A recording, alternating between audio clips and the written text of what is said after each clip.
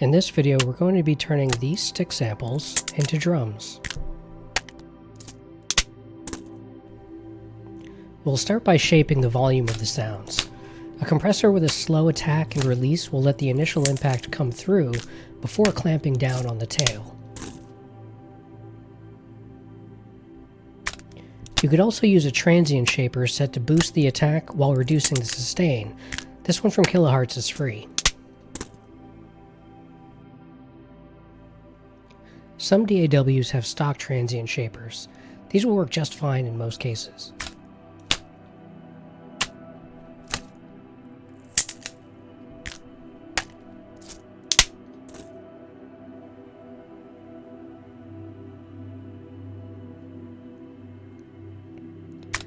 Now that we have some punchy sounds, we can add some body to the hits using an EQ.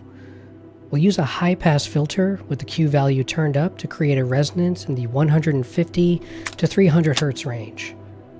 This is typical for snare drums.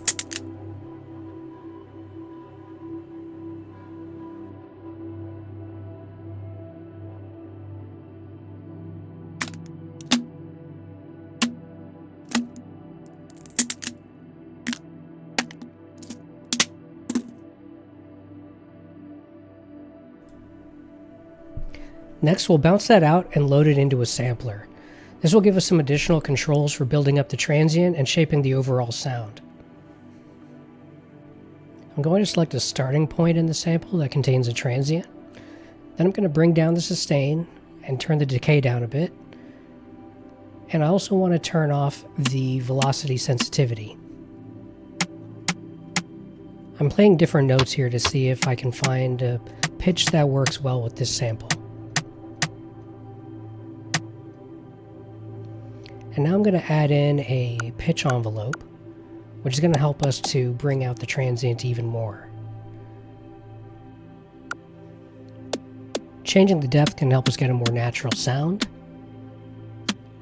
And then we can play with the timing of the envelope. I'm looking for a position that gives me a smooth transition from the transient to the body.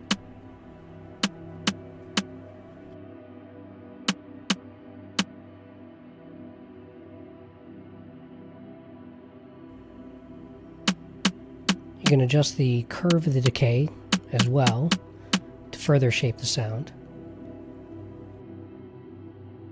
You can add the sound of the snare wires using noise. In this case, I'm going to use a vocoder with noise as the carrier signal. I'm limiting it to frequencies above 1K, and you can change the tone of the noise by adjusting the formant and by changing the number of bands.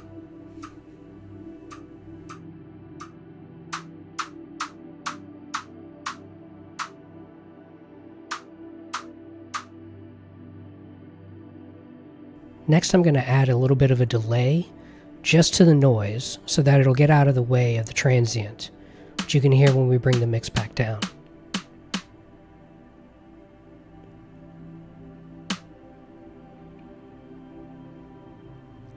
Now I'm adding some additional transient control just to bring out the transients a little bit more.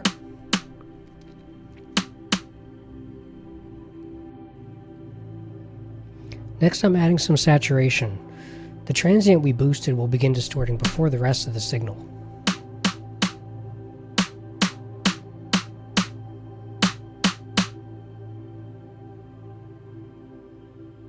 And now I'm adding an EQ so that I can shape the tone of the sound. You can experiment by boosting frequencies across the spectrum and seeing how it affects the sound. Boosting before the saturation also changes how the saturation is going to react. So I'd encourage you to experiment here. You can also use a comb filter. This is going to add some harmonics as well. But again, I would encourage you to experiment. The comb filter adds more of a metallic sound.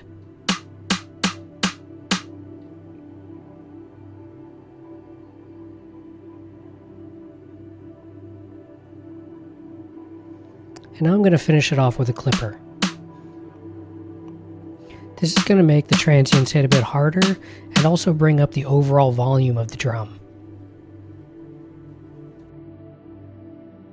Now if we come back to the original sample, we can experiment with different starting points.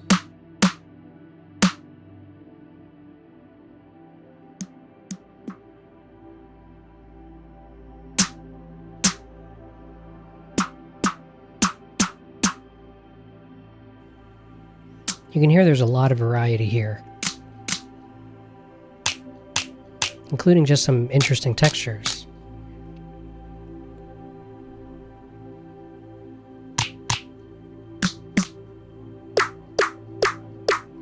You can also play different notes on the keyboard to try pitching the sample up and down to see if any of those sound good as well.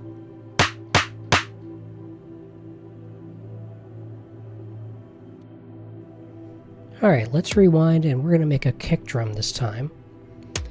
Starting with the sampler. We have the pitch envelope already, and now we're playing lower notes on the keyboard to get something in the kick drum range. Again, we can adjust the depth of the pitch envelope to change the character of the transient.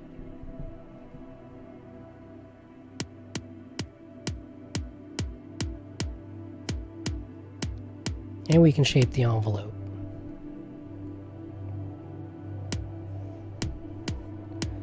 On the EQ, you can see where the frequency peaks at 100 and then slides down into the sub-bass range. These are some frequencies that we could try boosting and seeing how they affect the sound.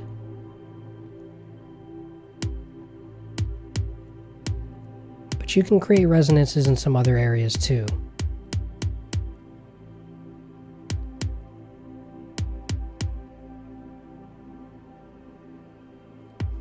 I'm also going to remove the highs because we don't really need them for the kick drum.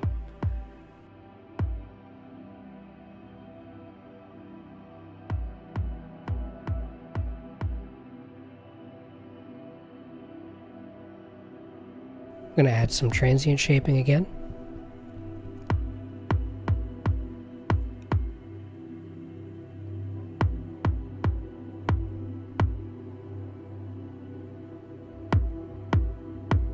And a bit of distortion or saturation. I would encourage you to experiment with different kinds.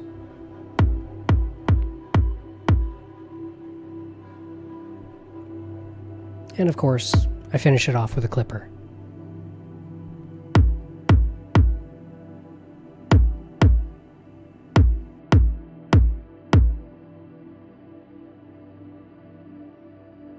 Now we can go back to the original sample and try some other starting points.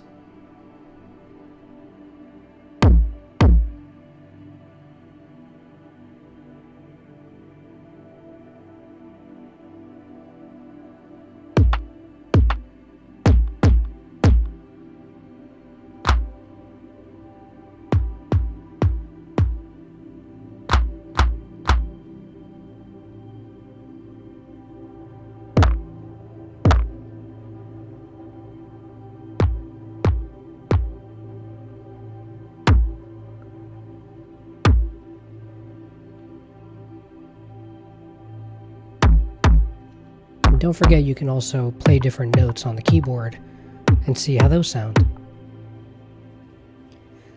This is not intended to be an exhaustive list of tools and techniques for designing drums or processing samples, but if you're new to it, these tools should allow you to take virtually any sound and make a decent kick and snare. I don't consider myself an expert, but I'm always happy to share whatever knowledge I have. So try these techniques on your own samples and recordings, and let me know in the comments if there are any areas you're struggling with. I could probably do another video on troubleshooting problems or start diving into more complicated processes. Thank you for watching. I'll see you guys next time.